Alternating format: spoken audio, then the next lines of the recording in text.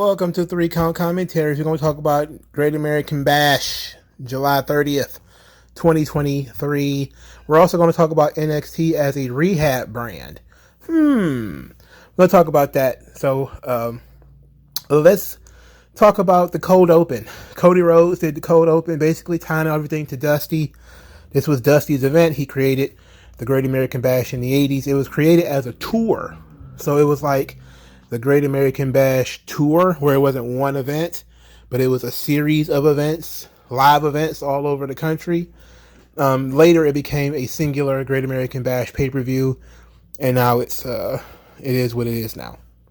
And basically tying that to how Dusty is also the foundation of NXT, and that Dusty is from this part of Texas before he, kind of runs down the matches. So very Dusty heavy on the cold open, which is deserved. I remember when Cody was in AEW wearing a Great American Bash shirt, and I said that he was doing the blind mellow jelly thing. I want my daddy's records, because he kept trying to get Bash at the Beach and all of these different pay-per-view intellectual properties from WWE, and it wasn't working out too well for him. So I want my daddy's records. But so it was nice for Cody to do this. I would have liked to not see his face, though. We didn't need to see his face. We could have just heard his voice. All right, we start the show with Stax and Tony D'Angelo defeating Gallus to win the NXT Tag Team Championships. And this is where Stax really came into his own. I mean, Stax blew up in this match.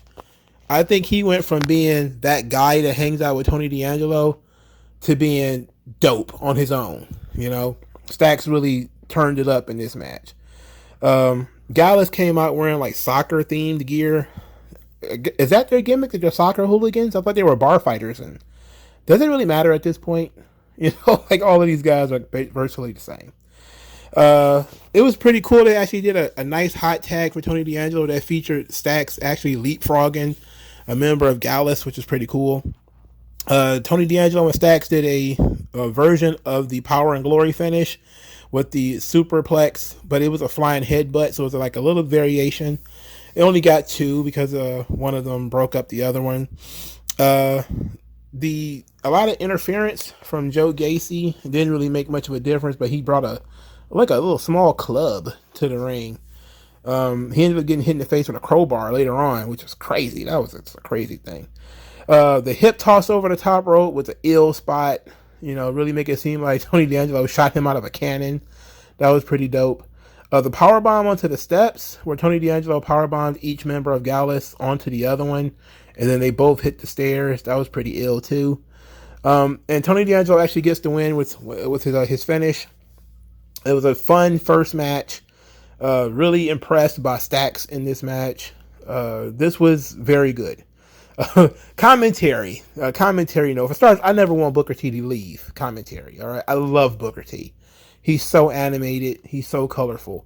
So early in the match, they're talking about Tony D'Angelo getting set up by some rats, and Vic Joseph is going on and on about these rats and about planting evidence that made Tony D'Angelo look bad.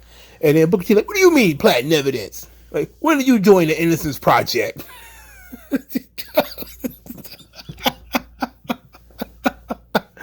Oh, this was great. Booker T, he would be the one to drop the Innocence Project on there. I remember I had to look into the Innocence Project as a part of a paper for school. They made us read like one of their books. They had, they're one of these organizations like the Southern Poverty Law Center, where they write books and everything in order to further, I don't want to say propagandize people towards their work, but it's a organization that supposedly helps people get out of prison who have been unfairly arrested or whatever.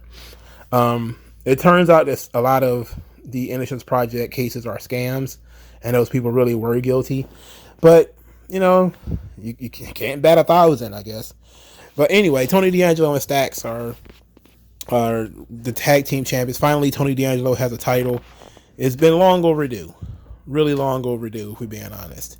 All right. Next, Weapons Wild. Roxanne Perez defeats Blair Davenport, in which I started calling Blair Davenport Paige 2.0. I don't know why. It's just that when she talks, all I hear is Paige. Like when she looks, she doesn't look like Paige because she's better built than Paige. Paige was always very skinny, and she had ferocity, but she didn't have like the mean demeanor of like Blair Davenport. But Blair Davenport is like Paige's little sister or something like that. Like they literally could have lived in the same house and grown up together. They kind of pale. They got that accent. I don't know. Maybe it's just a British thing, and I just was like, hey, they British girls, so they must be related. I don't know. Roxanne Perez was grinning for the early part of the match, which I dislike. She should have came out with an attitude, but she was over there, high-fiving her mom and sister, and then she got attacked from the crowd, which was great. They started doing this spot where Blair Davenport was sort of torturing Roxanne Perez in front of her family, like whipping her into the barricade and everything. This was really intense. And the family did a really good job of selling it. The sister was really upset. The mom, stop it! It's really great when the family, clearly the parents have to, the family, at least the mom anyway, has to be smartened up, right? So, but she's really selling it. She's really she's adding something to this match. She's adding some kind of emotional investment into this match. And Roxanne Perez actually started showing some fire, especially when she got the whip or the little belt I think that they was using. She actually showed a lot of intensity with that. She also went and got the table. She got, one of the biggest pops of the night. She got a table on her own without the crowd chanting for it. So that was great. Then she did a top rope splash through the table. Really interesting spot. It ended up leading to the finish with the pop rocks on the chairs. So Roxanne Perez defeats Blair Davenport. I'm fine with this. Roxanne Perez gets a win in her hometown. It was a weapons match. It was fine. We need Roxanne to, again, have that edge on a more permanent basis. Otherwise, she's going to end up like Bayley, where she's going to get pushed quite a bit, and people are going to be like, yay, okay. And then maybe 90 days later, they're going to be like, oh my God, what is this? Please. I thought there was more to it than this. So she definitely needs to show more of her personality. I know she said that the old anxiety and the depression storyline was real and all this kind of stuff, and she just wanted to help people. It's like, you have to be selfish, honey. Look, I know she's very young and everything, but this is your career we're talking about here. Don't be a placard for stupid things like anxiety and depression. I know these things are very serious, and we want to be able to overcome them. Yeah, you do that in your documentary when they do, in 20 years when they sit down with you and talk about all the rough times you had in your career. That's when you start talking about your depression, your anxiety, and everything. You don't do it on television because it doesn't come across very well when it comes to your character. Your character should be very idealized, meaning it should be the best version of yourself, not the most human, flawed version of yourself, unless your humanity and your flaws or whatever are useful towards the character. If it actually costs you something and make people like roll their eyes or squint like, huh? Or whatever, then just keep that shit to yourself. That's all I'm saying. But the Weapons Wild match was solid. It was okay. All right. Next, Baron Corbin and Gable Steveson. Oh, buddy, oh, pal. Oh, buddy, oh, pal. What is this? Now, let's talk about this, because Baron Corbin has a new entrance. He's got new gear. I said before that he probably was not the right opponent because Gable Steveson needs to win his first match, and Baron Corbin shouldn't have gone through all of this rehab and then lose. And so apparently Shawn Michaels is smarter than I thought he was because he didn't beat either one of them. The problem is it's a double count out, which doesn't do anybody any favors. Now, it does protect both investments, but Gable Steveson needs to win this match. Why not just book him against somebody he can beat? Why book him against somebody that we have to give him a draw in his first match? That literally makes no sense.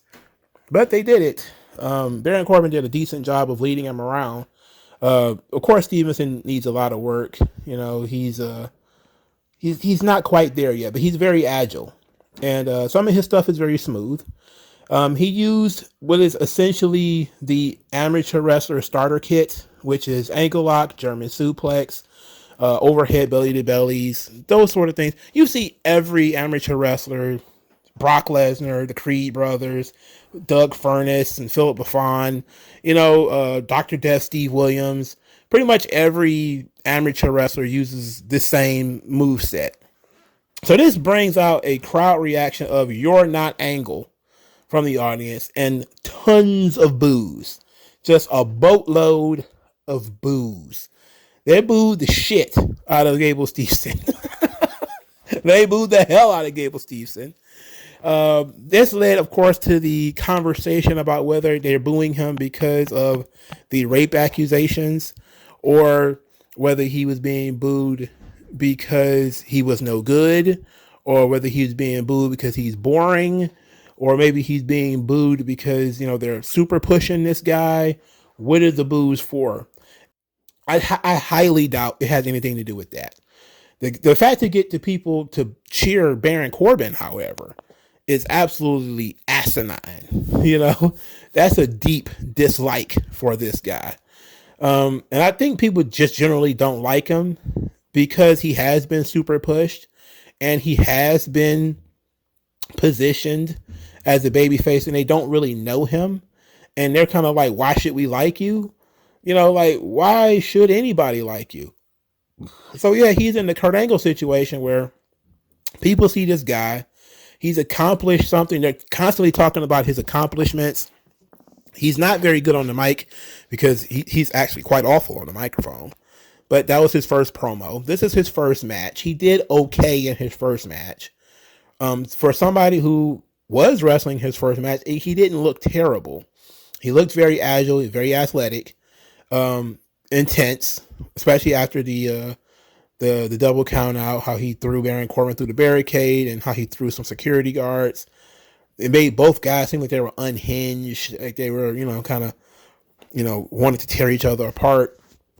So I didn't see it as being too bad, but, him adapting the amateur wrestling move set kind of put people in the mindset that he's going to be a Kurt Angle clone. And people don't like clones. Goddamn Jake Hager used to do the same moves. It's like everybody who has any type of MMA or amateur wrestling background immediately goes to the ankle lock and German suplex, overhead throw, German suplex, ankle lock. Hell, even Ronda Rousey is starting to do it. She just added judo throws, and that's pretty much it. He's very generic.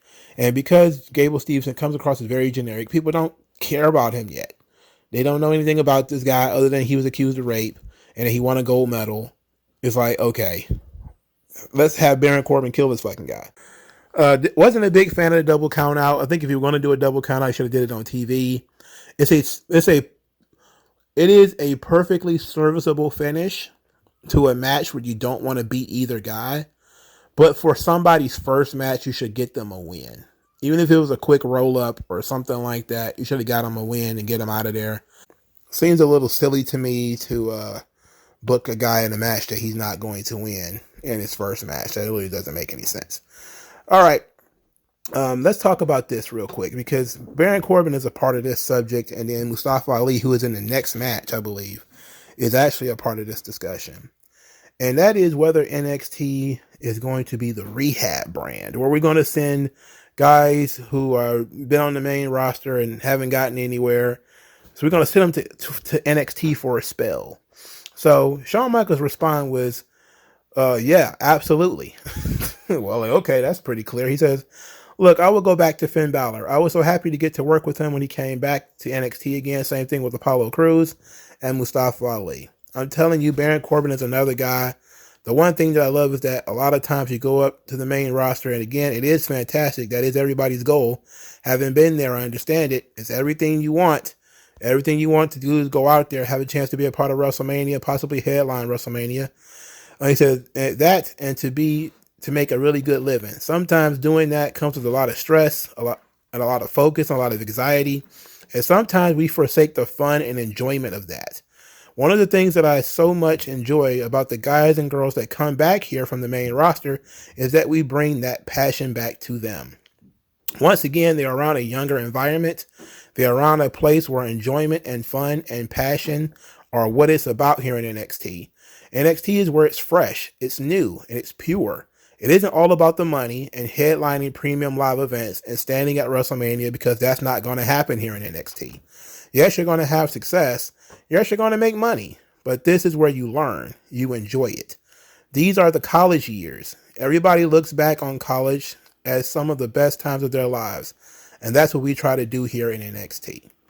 I am very interested as a observer, I guess you could say, of the business, that Shawn Michaels put it in those terms. I think that is very good. You send a guy back after, again, you have a lot of struggles on the main roster. You hit a certain plateau that you can't get over. You want to try something new. You want to try something different. You just need a new environment, learn a new hold. It's cool to go back down to NXT for a little while. I have no problem with that. I think that's great, So, yeah, I 100% support Shawn Michaels. And I don't want too many people from the main roster down there, because there's literally 40 people that I can think of that you can be like, well, just send them down to NXT, But I for instance, I wouldn't want Gallows and Anderson down in NXT. It's like, no, that's just a waste of space. Just fire those fucking guys, But Cedric Alexander, Shelton Benjamin, yeah, NXT, great, There's plenty of people like that. And taking the pressure off of them, where, especially if they've been on the road for a long time, take the pressure off of them by, you only got to come here to the Performance Center and then you go back to your house or whatever, then yeah, that's cool. You don't have to worry about your spot on Raw or anything like that. It's good. I really support that decision. And you see that these guys, they come across a little bit different in NXT. First of all, they come back as bigger stars. Like when Mandy Rose came down there, she came back as a bigger star. Like what they did with her was literally goddamn magic, because everybody hated the idea of Mandy Rose in NXT. They're like, what the hell is she doing here? Our beloved women's division, with all of our work rate girls like Sasha Banks and Bayley. Oh my God, Mandy Rose is in our division now. Oh, she ended up being the goddamn star and was regularly outpacing other people, even the men on the roster sometimes, because she finally found herself. She didn't have to compete with real estate with Becky and Sasha and Charlotte. She got to go down to NXT, take a break, figure out what she really wanted to do. She got the time and the space to do it, and she ended up finding the best version of herself. Unfortunately, this led her to do OnlyFans or whatever the fuck, and then she ended up getting fired. But that's not the point. The point is that she found herself in NXT. And it's not going to work for everybody. I'm not going to say it's going to work for everybody. But that opportunity is there. And it's good to have that opportunity there for the talent. Now, Mustafa Ali was in the next match. He was in the triple threat match. Dominic Mysterio, Mustafa Ali, Wesley, North American title. What the fuck did I tell you was going to happen? What did I tell you was going to happen on Tuesday when I did the predictions? If you don't remember, or if you didn't listen to it, shame on you. If you did listen to it, then you heard what I said, and I told you what was going to happen, because this happens at every fucking match. Mustafa Ali hits the 450 on Wesley. Rhea Ripley pulls Mustafa Ali out of the ring. Dominic Mysterio hits the frog splash and wins. It's almost exactly what the fuck I said was going to happen, because this is the same finish of every WWE triple threat match ever. Guy hits his finish. Third guy comes in, takes him over the top rope some way, and then he steals the pin. It happens that's why I fucking hate triple threat matches. It's the same shit all the time. Look, the match itself was fun. It was fine. You had the two baby faces, Ali and Wesley, jumping Dominic. They did they actually did Three Amigos on him, so that was pretty cool to have two guys do a Three Amigos on him. You have Mustafa Ali break out a Boston Crab camel clutch combination move on each man. I'm not a big fan of the whole stacking people on top of each other. It looks too cartoonish. It doesn't look realistic. especially when a guy's the size of Mustafa Ali. Thankfully, Dominic and Wesley aren't that big, so it didn't look too awful. Wesley got snatched up by Rhea Ripley and rip-tied it through the damn announce table, but he still managed to kick out. That was ill. I can tell you that. That was ill. The crowd was really woke for this one. They, especially that riptide through the table spot. They were really woke for that. So there was a substantial amount of Rhea Ripley in this match. A substantial amount. And Dominic still manages to win. Of course, the storyline is that Dominic can't win on his own. He doesn't have to, though. So this is great. Dominic wins. Everybody's happy except Wesley, who got destroyed, because he got hit with 2 different finishes. Well, 3. And now he looks like a regular. He's roadkill, Oh boy. Okay. Solid match, man. High flyers. I don't understand why Mustafa Ali tried to do a 450 on the ring apron. That was kind of dumb. Why did you try to do that? What was the purpose of that? Where were you going with that? Were you going to win with that? Is my point. How are you going to win with that? I don't know. But it was a fun match. It was fine. Later, Rhea Ripley and Dominic Mysterio decided he's going to bully Dragon Lee. Rhea Ripley called Dragon Lee a fake Rey Mysterio. Then Dragon Lee said some stuff in Spanish, but ultimately said it. He has his own story. Then Dominic appears. Well, he was already there at this point in time.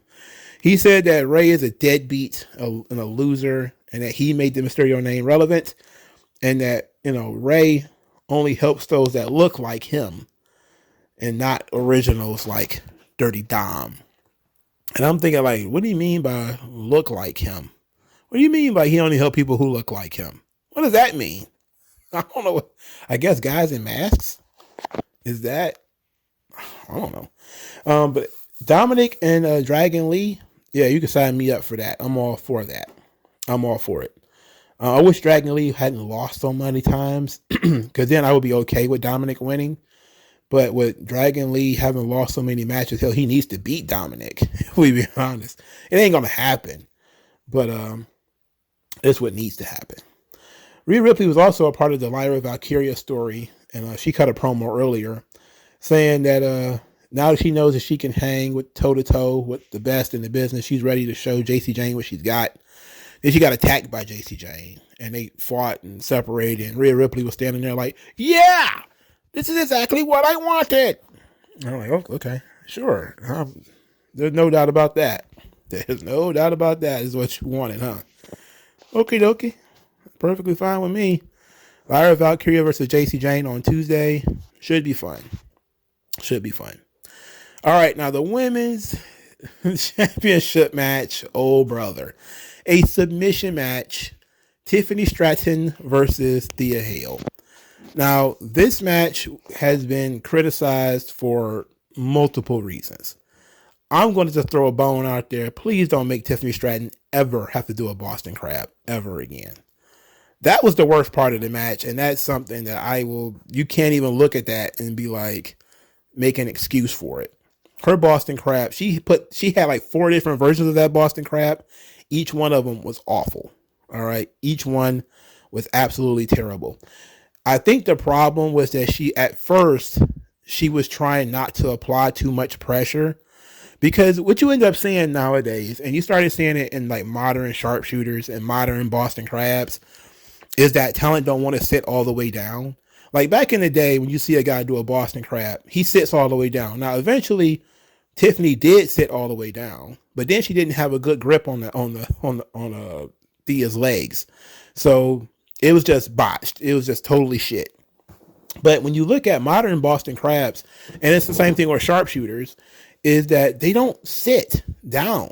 Like you still see so many people leaning forward so they won't apply too much pressure to the back of their opponent. It's almost like a worked punch, where you work the punch and some worked punches look good and other worked punches look like shit. It's like, go ahead and apply the move. At the very least, it's a couple of seconds of really bad back injury. You'll be okay and you won't look like shit. Rather than trying to put everybody trying to use the lion tamer where, there's no arch to the back or the arch to the back is minimal and there's no pain.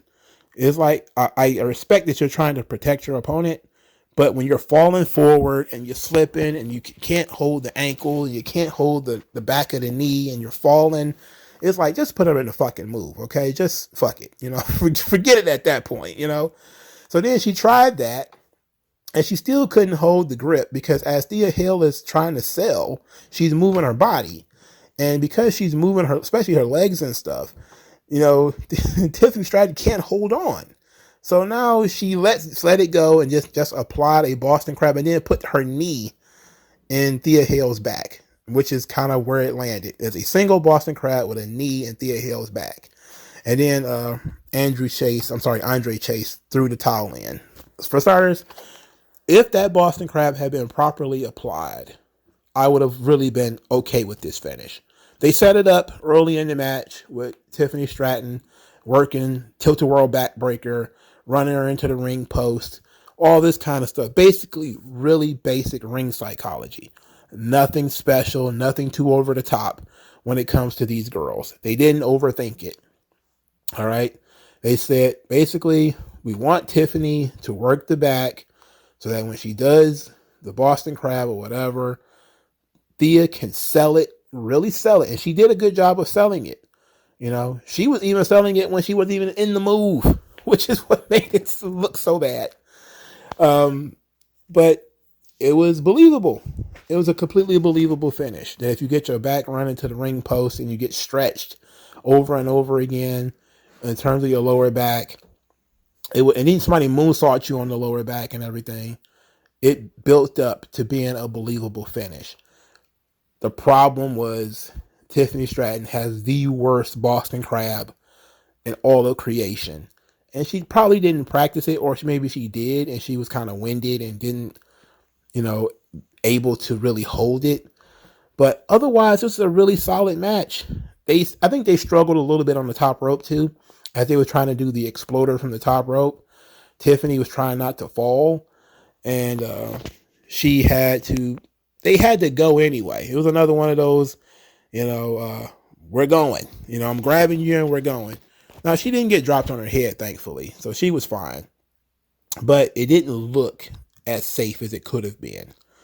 Mainly because they're on the top rope and Tiffany was clearly not comfortable yet when they decided to go off the top rope. So I wasn't thrilled with those three things. I wasn't thrilled with her Boston Crab because it was the shittiest Boston Crab of all of creation.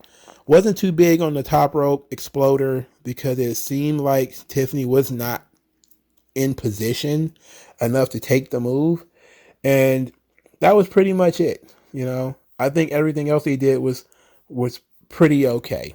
The crowd being very, very, very behind Thea Hale was amazing. The crowd was electric for this one. They had all the Chase U signs and everything. It was great. So after Andre Chase throws in the towel, we get a good shot of Duke Hudson. He's rubbing his chin. He's like, I don't know if that was a good idea. But you have to understand, Andre Chase is trying to protect there'll be other days. They're probably going to have they're going to try to create a schism here, I'm guessing. Maybe Duke Hudson is going to have an attitude about this thing. He's going to get mad at Andre Chase for trying to help Thea. That's fine, because they have to continue their internal story, I guess. Otherwise, I didn't hate it. Thea didn't tap out, so this was good. Now, the second conversation that has come out of this, outside of the terrible Boston Crab, is rope breaks. Now, in the match, what happens is Thea Hale actually got the Kimura, which she had been teasing the whole match, and which she had been teasing up to the match. So they built the entire match around Thea Hale getting the Kimura lock. If she gets it, she's going to win. So she finally gets Tiffany Stratton in the Kimura. Tiffany Stratton grabs the rope. Now, at one point, Thea Hale releases the hold. And people are saying, why is there rope breaks in a submission match? a submission match is no DQ. And I say that's a good point. At the same time, though, it is something that should be discussed. For instance, in an I quit match, if you say I quit anywhere in the arena, anywhere on planet Earth, you lose. A submission match, how many submission matches in WWE have ended outside the ring? For instance, if she would have put her in the Kimura lock outside the ring and Tiffany would have tapped out, would the match have ended? If that's the case, then submissions count anywhere would have been the rules, right? I don't think that was the rules. I think a submission match, the submission has to take place in the ring, right? If the submission has to take place in the ring, then rope breaks apply, because the rope break means you are outside the ring, meaning your hand is outside the ring, breaking the boundary. Now, you can't be disqualified for not releasing the hold, but the referee can say that they won't count the submission. No different than if you made them submit outside the ring. But because that part was not explained at all, we don't know what the rules are. I'm pretty sure there are some submission matches somewhere, maybe even some in WWE, where guys have submitted outside the ring. But I don't know if that was the rules here. Typically, you will hear some kind of falls count anywhere submission match rules. But typically, I think submission has to be in the ring. And if it needs to be in the ring, then a submission match can only win by a legal submission. And then a legal submission is in the middle of the ring or without the opponent breaking the boundary of the rope. Just because it's no disqualification, understand, you don't get disqualified for somebody holding the rope. The referee breaks the hold because they have broken the boundary. The disqualification comes when you don't release the hold. Now, the Hill did not need to release the hold, but if the referee's not going to count the submission, then she might as well release the hold because the submission won't count. But that needs to be explained. That's one of those, tidbits that need to be dropped into the match, and somebody needs to be told it's not submissions count anywhere. It's a submission match, which means the submissions need to take place in the ring. For instance, there's a lot of matches in which, a falls count anywhere match, for instance, falls count anywhere. But a regular no disqualification match, you can't pin people anywhere. If somebody says this match is no disqualification, then that doesn't mean I can pin you on the stairs. Falls count anywhere means I can pin you on the stairs. So I don't really understand how that works. And I know WWE is pro wrestling. The rules are malleable, but that should have been explained. And I think people getting upset about that was a good point because it's confusion. People are confused about whether the submission counts or not with the ropes. And I think in certain matches, it doesn't. For instance, I'll give you another example. In the Ring of Honor Pure Rules, if you use all of your rope breaks, then they can actually use the ropes in a submission hold, and it's a legal submission. But that's, you have to use all of your rope breaks. But again, to me, that feels like it's submissions count anywhere. Because you're outside the ring. If you're in the ropes, you're outside the ring. So, I don't know. It's sketchy. It's one of those sketchy gray areas that people didn't think too much about, and the commentators didn't think to explain, and the rules didn't quite explain. But I can't think of a WWE submission match off the top of my head in which the submission took place outside the ring. Benoit and Angle, the submission took place in the ring. Of course, Bret Hart and Stone Cold Steve Austin, the submission actually took place in the ring. Was it Ken Shamrock versus Mankind? The submission took place in the ring. I don't think that was a submission match, though. I think that was like a regular match. I don't know. But I think it was Ken Shamrock and Steve Austin. They had a submission match. And the submission technically wasn't really a submission. Took place inside the ring. So I'm trying to think of submission matches in which the submission took place outside the ring and it was still counted as a legal submission. I don't know that they do that in WWE. It might be one of those WWE rules like escaping the cage and cage matches where they're the only ones who do it. I don't know. Or maybe it might just be one of those, it's wrestling is wrestling. We make up the rules as we go along. But it was a lot of confusion there. In so much as, does rope breaks count in a submission match? Because just because the match is no disqualification doesn't mean that everything is legal. Which is not the same thing. No holds barred means everything is legal. Just like falls count anywhere means literally falls count anywhere. But those little distinctions are causing a lot of confusion. So now a lot of people are like, what's going on with this match? And I'm like, well, that's a good point. I'm not going to say that people are wrong for criticizing whether a rope break should count in this match or not, because it was never specified whether a rope break should count or not. And it makes sense to me that unless you say submissions count anywhere, that a rope break would occur and would be legal. Why wouldn't it be? Nobody says that you can submit anybody anywhere. It has to take place in the ring. And if you're outside the ring, you're not in the ring. So, I don't know. We had a Schism promo in which the Dyad are upset again. They're tight-assed again. They suspect that the Creed brothers are the two guys in the mask who attacked them. Ava Raine is like, oh no, it's just two rogue members. We're going to do an interrogation though, just in case. So they're going to make guys take off their masks on Tuesday to try to find out who these two guys were who cost them their match on TV a couple of weeks ago. Okay. Schism thing, I don't know, man. Not a big fan. Okay, so let's go to Attempted Murder, the match. Carmelo Hayes versus Ilya Dragunov, in which I hit you with everything possible and then you kick out. How about that? We're just going to do that. We're going to hit you with everything possible and you manage to kick out. These two guys beat the shit out of each other. This was tremendous. Dragunov always brings such an intense, ferocious, gutsy, passionate performance out. And it's the kind of pro wrestling that you wish you see more of, and you wish this guy was bigger.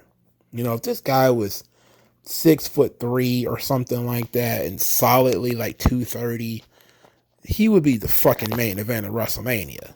But because he's about 5'8", 150 pounds or something like that, he's going to have a longer, harder road to go. But these two guys beat the piss out of each other. The Melo's blocking and the counter of the coast to coast into the code breaker was crazy. That was crazy how he bounced off that guy's knees like this and then it landed on his head. It was insane. Similarly, the Nothing But Net was countered into a power bomb that I thought that Carmelo Hayes was never going to get up from. I thought he had broken his goddamn neck. I was like, oh my God. These two were just taking wild, scary bumps. It was crazy. The diving top rope cutter for two, completely ridiculous. I'm going to do a diamond cutter from the top rope and you're going to kick out. Oh my God, what the hell? What the hell? You had Trick Williams out there, saying, are you a fraud or are you a champion? He's got the belt in his hand, holding it up to Carmelo. Are you a fraud or are you a champion? Are you a fraud or are you a champion? So then Dragunov tries to hit Torpedo Moscow on Carmelo Hayes while he's being motivated by Trick Williams. Trick Williams, I'm not sure if he shoved Carmelo or Carmelo sensed it and moved, but here comes Dragunov flying. He headbutts the NXT title as it's being held in the hands by Trick Williams and essentially knocked him out. Then he hits Nothing But Net and pins him. Oh, tremendous match. It was a really, really good match. Featuring two excellent pros here. These two guys were very good. This was kick-ass from beginning of the bell to the end. I can't say anything bad about it, except maybe the finish was a little flat when you knocked Dragunov out, and then you had Carmelo hit his, overwrought finisher. I hate that fucking finisher, by the way. So Hayes wins. He doesn't necessarily win clean. So Dragunov has a bit of a bitch later on when he's going to blame Trick Williams for him losing. And Carmelo's going to, maybe even he's going to have a bit of an attitude. Maybe he's going to say that Trick is the reason he won and he felt like he should have handled it himself. But I feel like this was a nice setup to a rematch. And I think that rematch is coming. This kind of screamed a rematch to me. So this was fun. This was tremendous. I think this was a very good night in the business. Everything hit the right notes. They told the stories that they came in to tell. There was nothing that came in that was the one anomaly, I guess you could say, is the Gable Steveson Baron Corbin match, which we literally did not need. It literally did not go the way that everybody wanted it to. But it also shows that Gable Steveson was not as bad as everybody was claiming he was at first. It wasn't that long ago people was talking about they were disappointed in him and all this kind of stuff. It's like, I don't see that. I mean, he's clearly not Kurt Angle, but he's got down the amateur wrestling moveset. He's got that stuff down, but he has to vary it up. He definitely needs to come up with his own thing and come up with his own gimmick and all this kind of stuff, because just being, hey, I'm Kurt Angle but black, it's not going to work. That's not going to work. That's not going to fly, man. Especially when you got so many people on the roster with the same moveset, like Chad Gable, like Brock Lesnar. Like a lot of these people with the amateur background, they have the same moveset. So while it's nice that we can see that, hey, you can add him to the Shelton Benjamin list of he's a great amateur wrestler, fantastic amateur wrestler, who can use the same moves as all the other fantastic amateur wrestlers. It's like, okay, but what else can you do? Because we've seen all of those guys do this stuff. So now we've seen you do it, but we have to see you do more, We've seen the Creed brothers do all of this same stuff too. They're amateurs. We've seen his brother, Damon Kemp, do a lot of this same stuff too. So it's going to be difficult for him to separate from the rest of these guys, because almost all of these amateur wrestlers have the same moveset. And it's no different than the Nick Waynes and the Ospreys and all these guys on the indies who do all the run and dives and everything. Like, all these guys look the same. And so when you're in WWE and you're an amateur wrestler, why continue to use all of the same moves as all of the other amateur wrestlers who are on the roster? Please change it up. And yes, I know that Ronda Rousey is not an amateur wrestler. She was a judo player. I do not understand that. But she has an MMA background. And to WWE, there's no real difference. So I get it. I get why they trained him that way. But it's time for him to start putting his own little flourish on it. I don't know how he's going to do that, but I would hope he figures it out pretty quickly. I also hope he figures out having a personality pretty quickly, because it ain't going to work out for him in this regard. Everything else, though, except Tiffany Stratton's Boston Crab, which ended up being, cosmically bad. It was brutal. Ugh, it was brutal. Everything else, though, I think hit the right notes. Corbin and Stevenson was like a down slope in this match. And then the Thea Hill, Tiffany Stratton match, I mean, goddamn, that Boston Crab, it really brought the match down, because it was really good up to that point. Even though there was still some things that were imperfect about it, it was still a really solid, especially for the women, the ages of the women, it was really good. But then at the end, you're like, oh my God, please end this. Do something. Because this Boston Crab is beating Tiffany Stratton's ass, and she can't figure it out. She's not figuring it out. But it closed out extremely strong with Carmelo Hayes and Ilya Dragunov, which, I don't know if it's a modern classic, but it's up there. The triple threat match was amazing too, even though I kind of was predictable in the finish, which is, of course, is going to be predictable. It's a triple threat match in WWE. Most everything else, though, I think did its job. Now, if I wanted to criticize the show more outside of the regular performers, I would say having match after match after match after match after match after match is draining. I know this show was only 2 hours of some change, but we could have fleshed this out more with some story stuff, with some returns, with a debut, with something, an in-ring segment or something to break up the monotony and let people decompress from some of the matches, because all of the matches got enough time. I don't think like any match was too long, So that was one positive. I didn't feel like any match overstayed its welcome. But I definitely think that having these matches stacked on top of each other this way made the show breeze by, but it also made the show feel like nothing happened. Like, it feels like a very special episode of NXT, because there was nothing that felt must see about this show outside of the main event. There felt like nothing was must see. It just feels like if you were already following these stories, then the stories were the draw and the stories worked for you. But if you were like, hey, why should I watch this?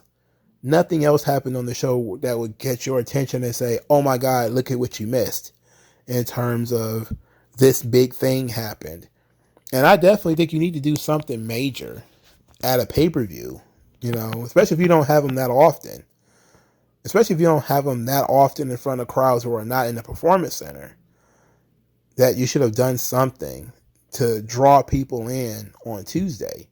And I felt like you dropped the ball there. Like, it would have been a perfect time to bring somebody in, or to have somebody cut a live promo and get interrupted or something like that, to have a segment. It would have been perfect for that. Also, this was a pay-per-view without Braun Breaker, and not a big fan of that. I think we should have got him on here somehow. Not sure if he should have been wrestling Von Wagner or not, but I think we should definitely have gotten him on this show. And especially if you're going to do a double count out, you would probably better off putting Braun Breaker and somebody else on this show in that spot. But other than that, excellent show. But let me know what you guys think. Like, share, subscribe. I'll talk to you guys later. Peace out.